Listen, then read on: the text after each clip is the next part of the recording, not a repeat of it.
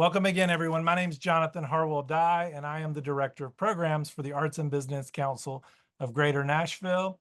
We are an independent 501c3 nonprofit that leverages and unites the unique resources of the arts and business communities to create a thriving, sustainable, creative culture in Nashville. We do this by providing education, resources, and opportunities to the creative community while connecting the business community to the arts to foster workplace creativity and innovation.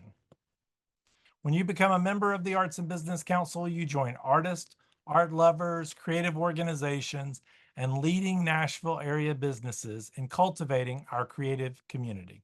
ABC's fiscal sponsorship program supports independent filmmakers and documentarians by providing philanthropic fundraising resources for film and documentary projects, such as the ability to receive tax-deductible donations and grants, thereby enhancing access to funding opportunities from government agencies, foundations, trusts, individuals, and other entities requiring IRS nonprofit status.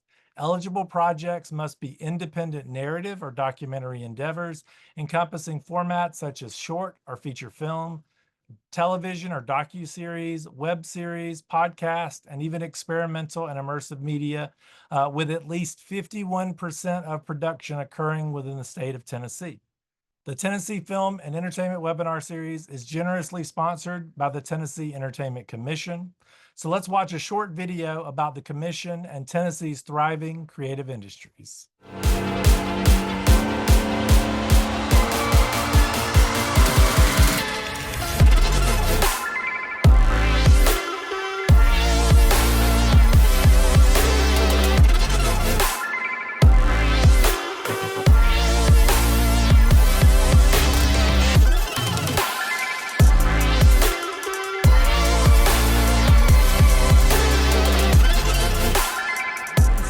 The entertainment industry in Tennessee is a huge economic driver, and we appreciate the Tennessee Entertainment Commission's support of this webinar series. And now I'm pleased to introduce six-time Emmy Award-winning executive producer and founder of Evolve Studios, Joel Edwards. Joel has spent over 2 decades at the intersection of artistry, entrepreneurship, and purposeful storytelling. Since founding the studio in 2010, Joel has led Evolve to become one of the industry's quietly influential creative forces, producing original feature films, docuseries, branded content, commercials, and experimental media for platforms like Disney, Netflix, National Geographic, and ESPN. Raised in Los Angeles, Joel began his career at 18, working with ESPN and Fox Sports before starting his own production company. He taught himself every aspect of production, and at age 26, he became one of the youngest individuals ever to win a National Emmy Award. Since then, his work has earned over 50 nominations and multiple wins from the Television Academy and other major honors. Joel's journey is defined by craftsmanship, instincts, and a passion for using film to explore the human experience. Today, he leads Evolve across 3 core verticals: original content development, premium production services, and branded storytelling. His focus remains the same: to create meaningful, visually driven stories with integrity, intention, and lasting emotional impact. Joel, welcome, and thank you for being here with us today. We really appreciate you joining us. Thanks, John. Great to be here. Big fan of ABC and everything you guys are doing, and obviously our Entertainment Commission here in Tennessee as well. So honored to be here. Looking forward to chatting. Yeah, absolutely. So am I, and always appreciative of our friends at the Entertainment Commission and all the work that they do. Really important resource for the entire creative community in Tennessee. 100%. Yeah, it's a real exciting time to be a Tennessean and to be an artist here because the town obviously being Music City, and it's always had just an artist spirit historically. But it's a real interesting time just with the business boom and everything that's happened. Yes, with Nashville, but I think with Tennessee as a whole, the state's really had a spotlight, and there's so much more convergence of artistry, but I think also that entrepreneurialism that is essential with the arts because everything's productized today. So there's not a lot of original Picasso's anymore painting something beautiful that everyone's going to chase, 100 years later. It's all products, but there is still a lot of art in what we do. And I love that, Tennessee is just making it a focus to empower the community, to empower the products that the community can make and contribute to the world. Absolutely. So yeah, Joel, so let's start. I would love for you to tell us a little bit about your journey at the beginning, going from sports media as a teenager to founding Evolve Studios. Talk to us a little bit about that journey for you.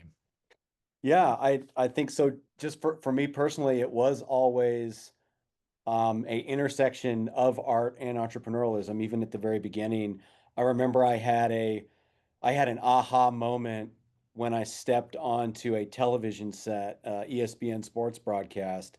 I went to high school in a really small school in the middle of nowhere in Michigan, and so media and broadcast and film wasn't exactly a career path that was on my radar. And Mhm. I worked on a farm and worked on construction, so very, very blue collar, very, labor centric, which turns out film and television is. And it's actually, if you love that, like you actually can thrive. Um, but I remember stepping onto this to a set of a big ESPN sports broadcast and just having that aha, like people do this. This is a career. Um, and this is awesome. This is fun. We're going to watch them play Ohio State on prime time, and everyone here is contributing to tell the story of this match, of this game. And I'm not a huge sports fan in the sense that I've got a ton of knowledge or allegiance to certain teams, but I do Mhm. love the competitive nature of the games. Certainly, we all know that the best stories, especially in sports, are usually outside of the game. It's outside the lines. It's the human story and passion and drive that's really interesting, and it's an incredible genre just to storytell in. And so I did that for years on the operational side and the technical side, and really learned everything about live television, about larger productions, what it takes to coordinate all the different souls that go into a crew and why everyone's roles are important and unique, and how you got to deal with humanity, and Yeah. we say this all the time, but a lot of like production is hostage negotiating. It's like very, I got to do this and I got no money and I got no time and you have to help this department and these guys aren't doing their, and it's just kind of this, it's so much of just working together. And so learned a lot of that early on, and was very blessed that I had a ton of incredible opportunities and got to prove myself to a lot of different people, had some incredible mentors, um, was just really richly adopted by other folks with way more experience. And they saw my energy and my passion, and I think the hard work ethic. Mhm. And the fact that, if even if I hadn't done it before, I would say, hey, teach me. What am I doing wrong? How can I do better? I want to learn this. I want you to be able to trust me.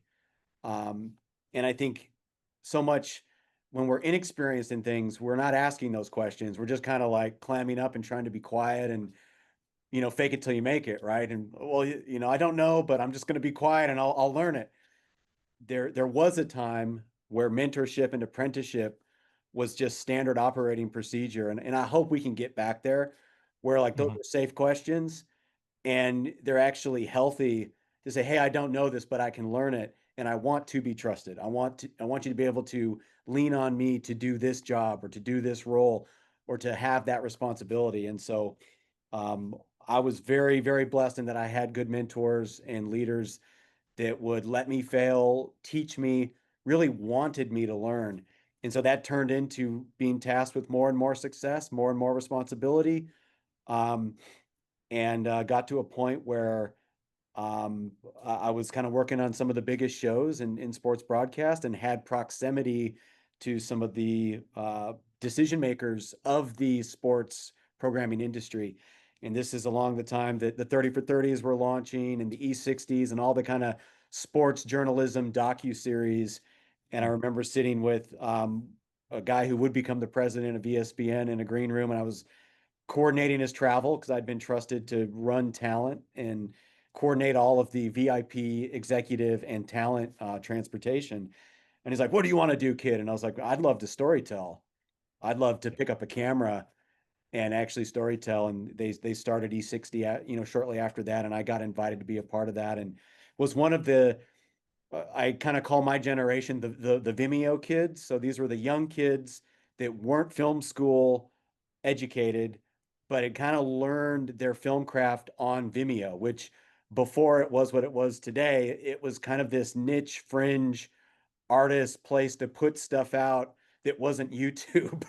And and there was a whole generation of really talented filmmakers that came out of that Vimeo culture that were really aspiring um, to do great film craft. And Yeah. there's the red camera kids and the 5D kids and that whole digital technology revolution. I was a part of that. And so timing in place, right? You bring the right timing, there's a transition, there's a turnover in the industry and the workforce. Technology is disrupting. And then here's all this young generation of storytellers and filmmakers with energy and passion that are ready to go and teed up. And so I think Yeah. that timing in place, and certainly, like I said, just the incredible blessing of other people speaking into my life and being able to help. That combo was what kind of launched my career in this. And so I started at 18 and haven't stopped yet. So, Well, so I think that leads to sort of the next point. Like you came up in this world and then you stepped out on your own and found it evolve. And so I wonder, what was that taking that risk? What did that feel like? And sort of how did that shape your perspective on the business side of things as well? yeah, I think the whole industry is trending towards a more risky industry. And just what I mean by that is every week there's another article of another merger, another platform that's changing or failing or, going through layoffs, going through downsizing. I mean, the industry is volatile, um, Mhm. and it requires great risk, and it requires incredible hard work. And that was true when I got in, and that was still kind of the end of the golden era, uh, Mhm. where it was, they called it the industry, and it was kind of this secret club. And um, it's just it's always been high stakes and volatile.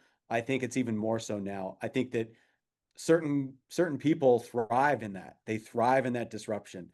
They thrive in the, hey, it's broke, get in there and try to problem solve and fix. So I think that that's like an interpersonal dynamic, that everyone I think needs to kind of audit themselves on and say, what's my tolerance for risk?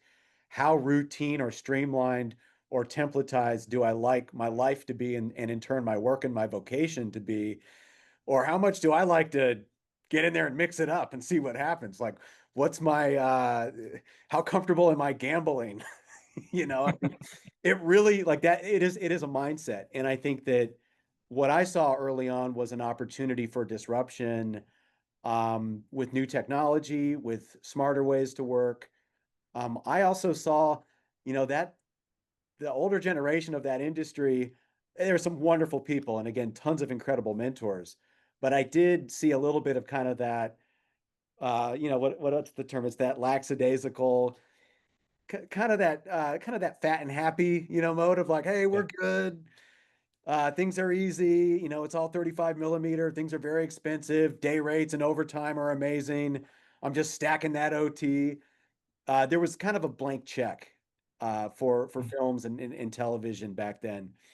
And I saw opportunity there because I saw a lot of people, um, not really appreciating the seat at the table. And I was like, hey, I'll do it. I remember, um, numerous times, across multiple departments and positions where they couldn't find somebody, or the guy wasn't available, or it was going to be too much money.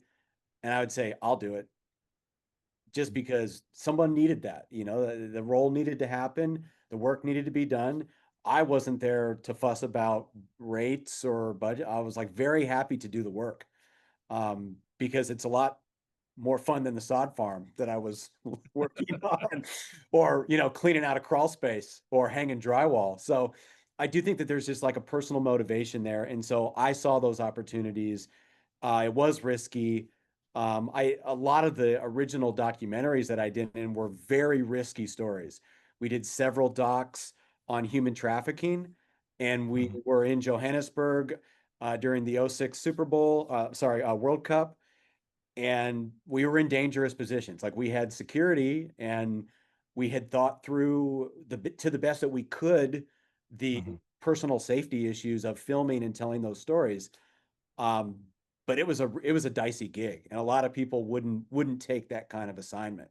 They would say, "I'm Yeah. not going to go do undercover, hidden camera, hiding outside of brothel journalism," and it was risky. And I was, I guess I had the risk factor to do it, and thought through that and did it. And those projects, were incredible projects, and told really important stories to the world and helped expose some terrible things happening. But they also set gold standards for journalism and sports documentary filmmaking, and Mhm. really push the industry to say, hey, we have to stop talking about how fast a 40 time is, and let's talk about some bigger implications about what's going on these sports championships, and let's speak to culture a little bit more. And so it really helped Mhm. push the envelope, if you will. So I say all that to say risk taking is really important, and I think a part of this business. And certainly today, whether you're on the scripted side and you're looking at indie features and you're looking at AI, or you're just looking at the hurdle of distribution, or if you're on the unscripted side, it's all risky. And I just think there needs to be a level of am I here for the right reasons? Uh, Mhm. do I, if you're getting involved in film or television because you think there's a bunch of money here and it's a lucrative career path, that ship sailed a long time ago. That is long gone. So you need to be in this for the right reasons. Yeah, absolutely. Um, so speaking of that, you talked about the changes in the industry, and I think, as the industry has changed and there is this consolidation and there are less productions coming out of the historical industry and even the new industry, that there is an opening for independent filmmakers in a new way. And so, kind of thinking about it through that lens, really kind of going back to the beginning though, like what now at this, like right now, what are the options? What are the ways that someone can finance independent filmmaking? Yeah, I think it's important to qualify anything that I'm going to say really applies to the true independent filmmaker. And who I mean by that specifically is like the writer, director, producer. Um, if you're on the technical services side, it's a different conversation.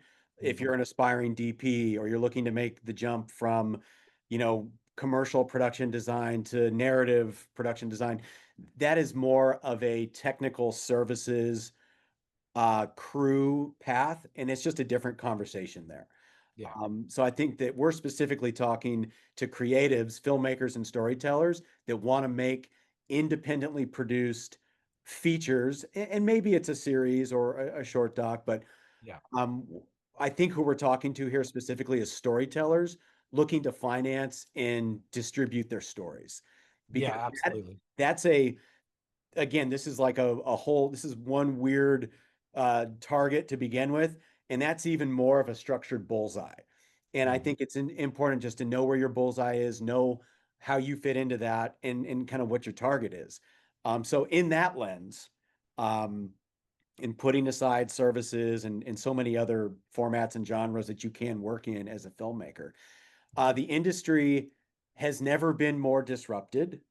It has never been more volatile. It has never been more random, Mhm. and there's never been more opportunity. and it's both. And it is literally a tension of the hurdle of financing and the cost of just where technology is at, and what you can do now is lower than ever. Mhm. And the opportunity to get to audiences and to viewers, that hurdle is lower than ever.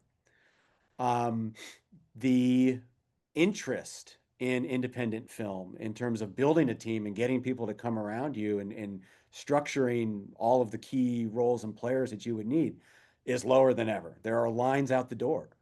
Um, and yet, in some ways, to see success in any one of those things, and I'm not saying that you couldn't do it, but it's like, how do you measure the success of it? Seeing success in any of those areas is also harder than ever. Yeah. I think that some of that is because of society, people's attention. It's hard to get people's attention. The Yeah. big studios, the big advertisers, the big agencies, the big streamers, like they're struggling to be successful at this. Just in general, we're spread thin. I think that people only have so much disposable entertainment consumption time budgeted in their clock. They're like, I'm only going to do this for a couple hours today. And right now, a podcast kind of has my attention, so I'm only going to go do that and listen to that.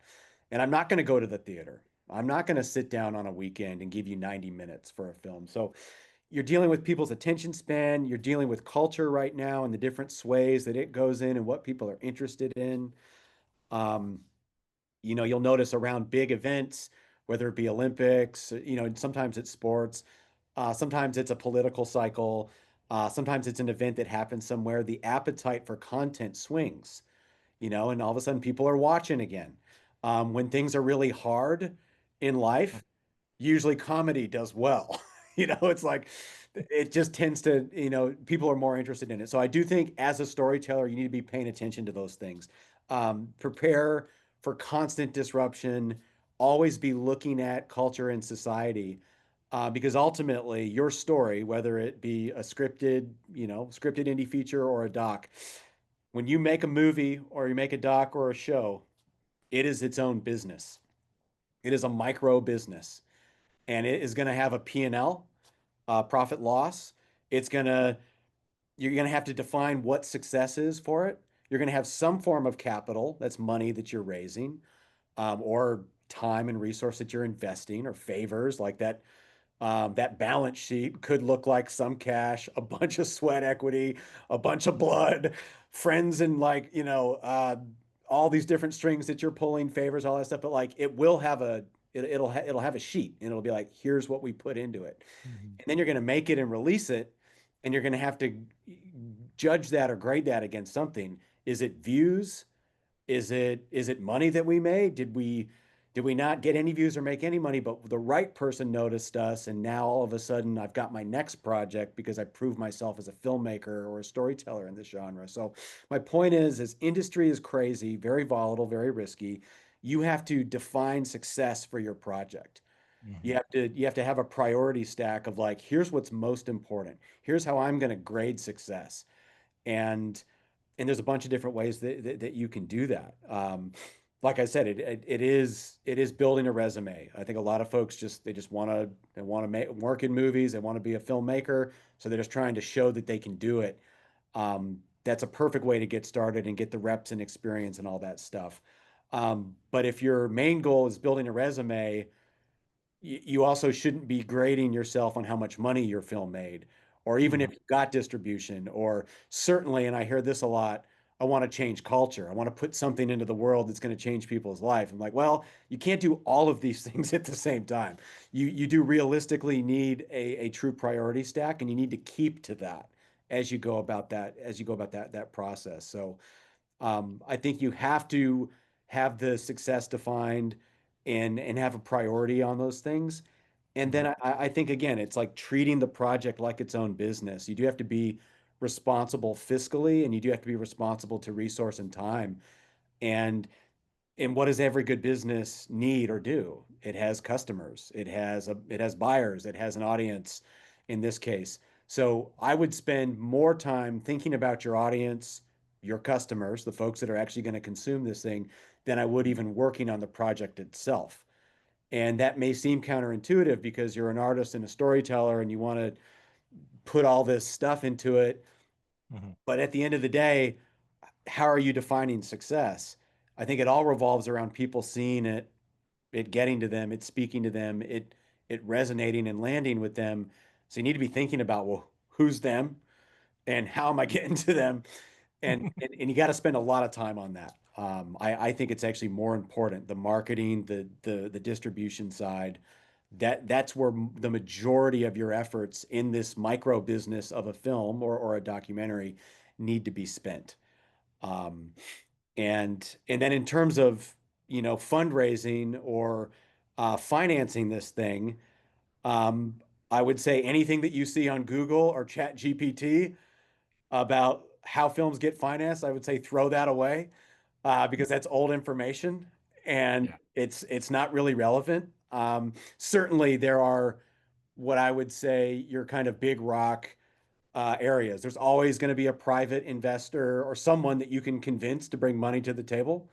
Yeah. Um, and there are funds and there are grants and there are state programs and things like that. We've got, a great effort here in Tennessee to do that. They're taking it really serious to deploy public funds and but it's really these are not. I heard someone say recently, like, isn't there just a bunch of people that invest in movies? I'm like, if you find them, please connect me. It's just not the case. Like these are going to be individuals that I think you as a Mhm. filmmaker in a community, knowing who your audience is, knowing who would watch this, then going and finding those people that are interested in the story that actually want to come alongside and risk, very very risky capital into the project to see it made. So your number one bucket to find investors or financing is going to be passionate believers in the story that are doing it for the or you maybe as an individual, as a storyteller, as a filmmaker that are going to believe in you and take a chance on you. Mhm. Frankly, the industry in terms of how it monetizes content and what distributors are paying for content and those numbers are just it is the Wild West right now. Everything from the just traditional financing, terms and clauses and how things work. None of it is reliable. And um, even just a couple years ago, people would still factor in the international and the DVD sales, and they'd say, well, at a minimum, every single film, irrespective of what its budget is still worth a couple hundred grand because by the time you exploit all the different windows of revenue over 10 years, over 20 years, that some average is still, $200,000. Like, I don't even think that number is accurate anymore. There's just been so much stuff that's been released.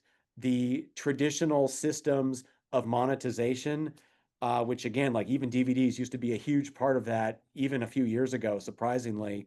That has really changed, and I don't think that it's ever going to go back. And so you need to be prepared if you're being fiscally responsible to say, hey, how many units do I need to move? I know this does not sound like artistic storyteller language, but you need to be thinking, how many units do I need to move uh, to come clean on my loans, to come clean on my equity, to pay my investors, to recoup crew and artists and talent that are deferring payments to try to get this thing made. So your finance plan, if you're still passionate about doing this after you listen to this and how hard it is, your finance plan is going to be this huge pie chart of like different slivers of bringing all these different things together to get it done. Yeah. Um, and I So don't recommend that you should just I don't even recommend you should go take someone's $1 million or whatever your budget is, $100,000 and only just spend their cash because these things are never on budget and someone always ends up putting in more. And you need to be thinking about holistically, how are we going to do whatever it takes to get this done? And where are right. those different, resources going to come from? And it's rarely just cash from somewhere. It's always this I use a pie chart, but it's like a goulash of like, here's all the different things that we're throwing into the pot to make a dish. So, So some of those you mentioned private investment. So someone coming that has money, that's passionate, that cares about the project, the story, or the filmmaker themselves, and is inspired by them. So you've got that. You've got, you know, things like the Tennessee Entertainment Commission, where you can get a tax write-off if you do this or that, or there's funds out there that can do that. There's loans. You mentioned loans. I know we have a fiscal sponsorship program which helps people get philanthropic donations for their projects, but it's really like this pie chart of all these different places of how much can we get from each one to make the total budget, knowing that we're probably going to be over budget, that we may have to have contingencies for our contingencies. Does that Correct. sound accurate? Correct. Never ever seen one of these projects that stays on budget. Um, and that doesn't mean that, the team involved wasn't responsible. There's always unforeseen costs. Mhm. You don't think about things even just outside of our control, like globally, like inflation or just cycles of things changing. Yeah. Average project takes at least a couple of years. If you're writing a script and you're not giving it its due time and refining it, it's very foolish. Paper is the cheapest part of this process. So you want that thing rock solid before you're out spending real money or real resources in people's time. So these things take a long time, and people aren't thinking about the economy. They're not thinking about inflation. They're not thinking about these other intangibles that just all of a sudden are different one day. Interest borrowing, like interest has been terrible since we've been on this whole inflationary track and trying to mitigate it. And that matters to people because you may Yeah. have someone who put cash in 5 years ago, and now instead of a decent return of that money, maybe it would live somewhere else in a traditional investment. Now it hasn't made that interest, and it's now debased because it's sat around and it's like that much less in terms of inflation. And especially with longer term projects, I mean, that's just a real thing to consider.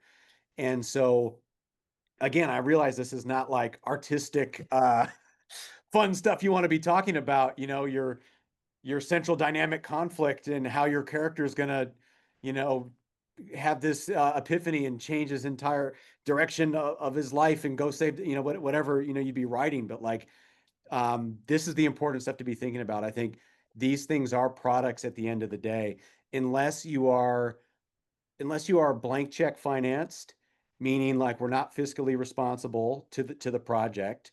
And then maybe your goals are resume, experience, maybe it is changing culture, and the investors that have come around said, hey, we don't care if we see $1 back, we just want to put this story needs to be told.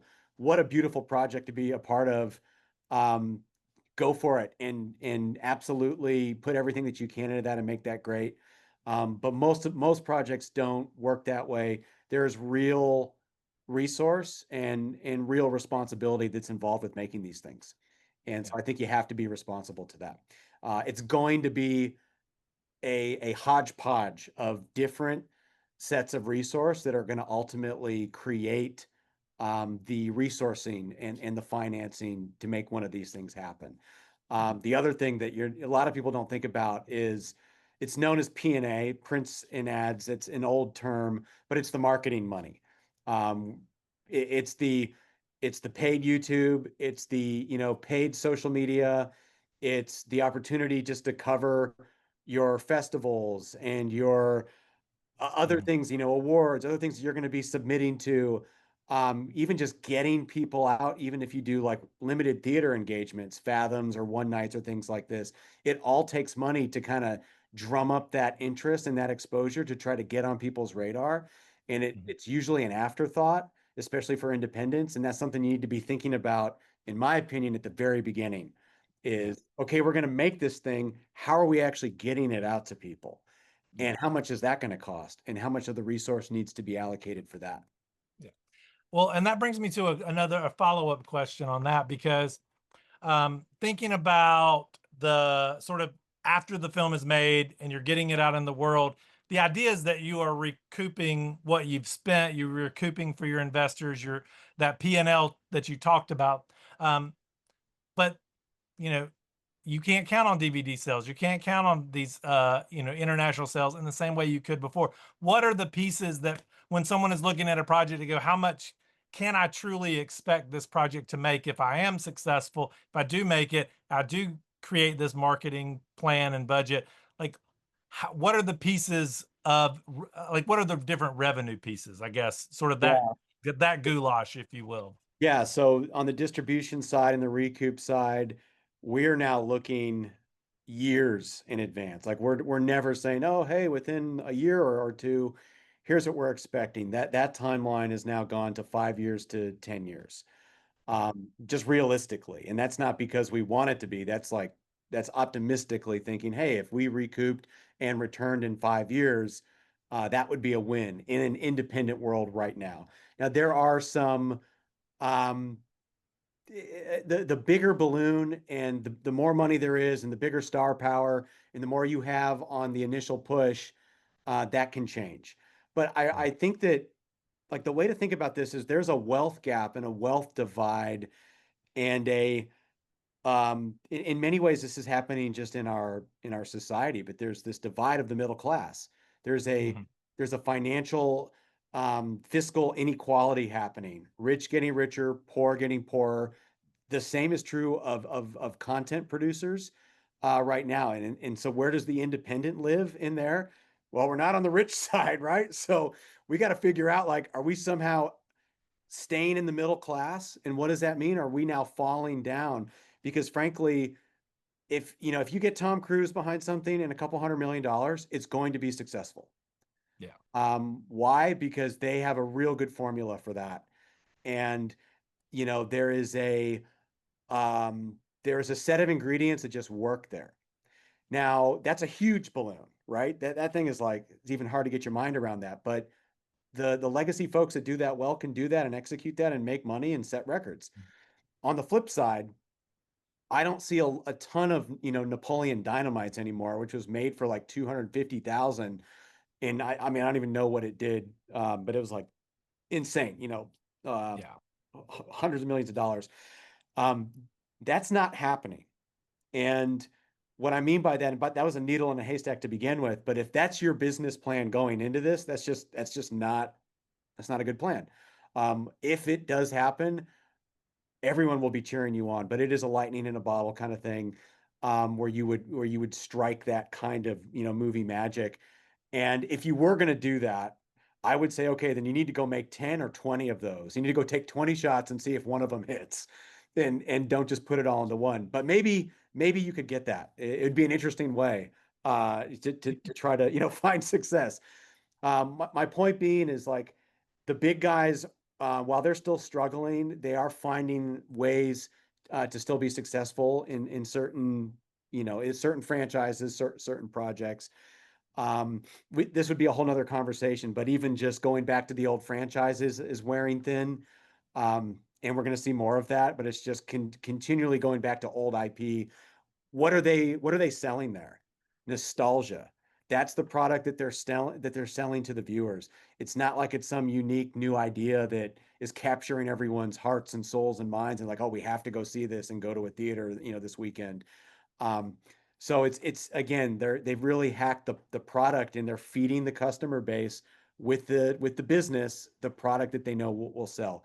On the independent side, you cannot just expect you're going to make your money back, because there's no real metric to sit there and look at. Well, I know I can factor on X in the theater if you're even going to get theatrical. I know I can factor on X from a pay one streaming deal, which that is term for a bigger streaming deal, and either a big acquisition outright, which rarely happens anymore. It does, but it's rare. Or just large exclusive deal where you're doing a 2 year exclusive that's actually giving you a significant amount of money up front. Um, the era of Netflix throwing a 2 or 3x check to acquire exclusively is over. That ship sailed years ago.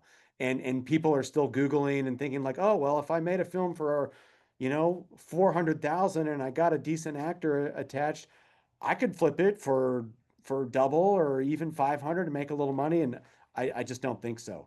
You need to be looking at a 10-year run. You need to be looking at all of the different windows. Theatrical, maybe. You need to find someone who's willing to do it. There are smaller companies doing limited engagement theatrical. Um, Theatrical is it's event production. It's like throwing a concert or a music festival. You need to Mhm. be competing for everyone's minds and hearts to try to get them in a seat at a certain time. That is super hard to do. Now, if you've got people in the film or folks of influence that are good at that and have done that historically, and you've been able to build a team that's good at that, then you should be thinking theatrical. Yeah. Um, but if you just want to see your movie in a theater because it feels good, you can go rent a theater for a couple $100. Trust me, there's lots of them and they need your dollars. You can throw a premiere and invite your friends and watch it on a big screen and then boom, check that box. Yeah. So just this all boils down to what I said earlier about knowing what success is and kind of grading yourself and building your flight path off of that priority of success. And Streaming deals, these guys are having a hard enough time greenlighting their own originals, and they're usually taking bigger swings. Happy Gilmore 2 set all these records. Well, of course it did. They couldn't fail with that. They had to put all the eggs in one basket, and they did an incredible job. And I thought it was hilarious as a Happy Gilmore fan. They did such a great job with that movie, yeah. but um, are they going to take a original story that's not funded at the level of Happy Gilmore 2? No. Netflix is and Apple, and I mean Apple's really not a content business. They're more of a, uh, they're a software and retail electronics company. But these guys are looking for premium Hollywood cinematic experiences, and I'm not saying you can't produce that, but just the talent hurdle alone takes most independents out. Unless you can go Mm. do, a couple $1 million as an independent. And then I would say spend your money on talent and a great story and execution, and then you may have a chance. But man, it has to be really, really, really good for them to throw 3x of your budget at you and say, "Hey, Mhm. we want it. We want this forever. We want to acquire this." Chances are you will get streaming deals, and it will go through a series of different streaming deals. And you need to look at the budget and say, "Hey, over 10 years at 20K a pop, maybe 50K for a big deal, plus TVOD, plus AVOD. AVOD has had a huge rise in the last couple of years. That's where most people are actually now looking at as their primary revenue generating source is advertising video on demand.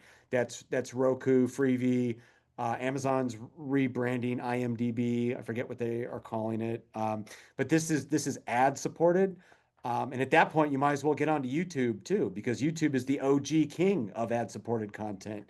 Yeah. And that would be an interesting place to play is, hold your rights back so you're not just giving it to one distributor and say, hey, I'm going to manage things independently because you can't get to anyone, and say, I'm gonna save money by cutting my own deals and know that this is going to take 10 years. But if I was Mhm. really smart about my budget, I actually could recoup, and that would be a win. I think to most people, certainly would to us at this point. We're looking at 5 years is the goal now. Um, So in that 10-year window, what are the different pieces of that? Because you talk theatrical, if you can pull that off, then it's a series of streaming deals, or it's what else? What are the other options in that 10-year window to recoup? yeah, so really, you can do whatever you want. Traditionally, it was theatrical, pay one, streaming, SVOD, mainly because streamers that are exclusive services that charge monthly subscriptions would pay more money to get it exclusively. Hey, we have it for 6 months or a year, and they're going to pay more of a premium there. That is not in the indie world. Again, this is indies. In the indie world, not seeing as much of that. Um, they're just the amounts aren't that much. They're inundated with really high quality films with even sometimes great talent and cast and recognizable faces that give people that true movie experience. Um, and they're just not throwing out that much. And so a lot of people now, this is like as of the last couple of years, are going straight to AVOD, just because it's paying more upfront. And they know that if it is quality, if it's a genre film, because film watchers are a little tribal in the sense that there are certain genres and formats that just do better than others. You've seen that certainly in the faith and faith adjacent and kind of family value space. On the Yeah. flip side, on the horror space, huge cult following there. Like they just kind of watch everything. Those do really well on AVOD. Um, but if you're trying to make like a underfunded sci-fi or fantasy thing that doesn't compete with Game of Thrones or Lord of the Rings, and it has C-listers and just isn't executed that well, it's like, guys, that's a really expensive Vimeo link, that is a very like that's just think about what you're competing against. So at that point, priority stack. What was my goal? Prove myself as a filmmaker or put my unique story into the world. And if you can do those things, then you check the box for success and you move on. So again, that's kind of where it all goes. But AVOD now entering sooner into the equation than you would normally think. You obviously have TVOD, that's transactional, but that's hustling, that's selling. Hey, go here and buy this. Again, you got to capture attention. You got to have that kind of dedicated, really engaged audience or consumer who's really going to do that. Um, and if you can do that math and can add up all those different things and look, all right, well, I'm getting X amount from my AVOD rev share, and we did get this little streaming deal, and we met an international distributor who somehow sold it to airlines in Europe. And so that actually got us 15 grand, which was awesome. Never saw that coming, but you're kind of like parsing it out and hoping that I guess, Jenga tower of potential revenue can hold long enough to where you can actually recoup. But it is truly that complicated, and there's that many different ways to do it. You can go to a distributor and give them all the rights. Um, I would say most indie distributors are desperately struggling to retain their business, which is just making fees off of distributing all these things. And so you're probably going to be paying them in either if you get an MG minimum guarantee, which is very rare, or they'll throw something really low, like here's $10,000, but they're in the way the deal's structured, they're going to recoup 100,000 over the next 2 or 3 years before you see another dollar. And so that's where you need to kind of have a deal making sense of, hey, like, do I really need this 10 grand now? Do we have a loan or Uncle Bob who's about to, cut me off unless I pay him back? But like, you just got to think about, do I need that money now, or would it be better for me to take no, small MG and have a higher threshold of rev share? Um, and again, that depends on if the goal is making the money back. If that's not the main goal, then you can maybe say, hey, we can maybe not pay investors back for 5 years or 10 years. Maybe that's okay. And they will see their money over time because we're checking other goals. Does that make sense? So it's really situational. And that's why I say every film is its own business, because they're just dynamically different. And you really do need to, each one's going to have its own business plan and its own set. There is no, again, I would say 10 years ago, every film would be worth $250,000 over its lifetime, no matter how bad it is. There are some bad ones out there, because just DVD sales and international, you could just bet on, like, if you made it and it saw any sort of distribution over time, it would scrape in, and I don't think that's the case anymore. It might be true if you're great with YouTube subscriptions and some of these other new ways that you could try to monetize, but I don't know, and I think everyone else kind of has their hands up as well.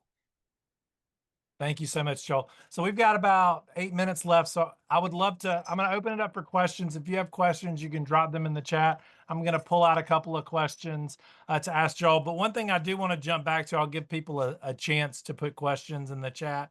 One of the questions I want to ask is, in terms of, importance, is it still important to have a teaser or a pitch deck, or like what's on the front end of things? Like what does a filmmaker need to get that first investor, or to be able to go out and find that first investment? Yeah. First off, just make sure you're targeting the right investor, which is going to be someone who's passionate about you or passionate about the story. Don't go get the wrong. It's kind of it's a waste of time to go be chasing the wrong dollars in the wrong mindset, because you are going to have to build all the different bits of money and resource are going to come together. So start with someone who's passionate about you as a champion, and it's going to be the least amount of drama, so that doesn't end up kind of toppling everything. I do think you need a viable proof of concept. If this is a scripted feature, it needs to be a script, and it needs to be multiple versions of the script. And I would advise going to, either using like a script accelerator service, Mhm. getting professional coverage and feedback and go through multiple rounds of that. And there's a bunch of resources in places that will do that. Let people poke as many holes in that thing as possible. Get that thing solid. I think a script needs to be around for a year before you're thinking about putting it into production. So the script has to be solid and it has to be multiple versions. I think you need some form of prospectus. This isn't like a, and here's how you're going to make money. This is just here's our business plan for the film. We've listed how are we defining success for the film, and you're very clear about it. So if Yeah. you're unsure of the finances, but you know that you've got a influencer or a face or someone who's attached to the project who's into it, you could say, hey, exposure is going to be our main goal. And here's our plan to get exposure. And this is a good plan because we got so and so on it. So you need to list that in there. The prospectus traditionally means money and waterfall, and here's how all the dollars that needs to be in there. I think anyone who's putting any money in wants to see that, but it's more about what is your unique business plan for this property. And that could be marketing, that could be all these other things, distribution, all these other things that we've kind of talked about. Yeah.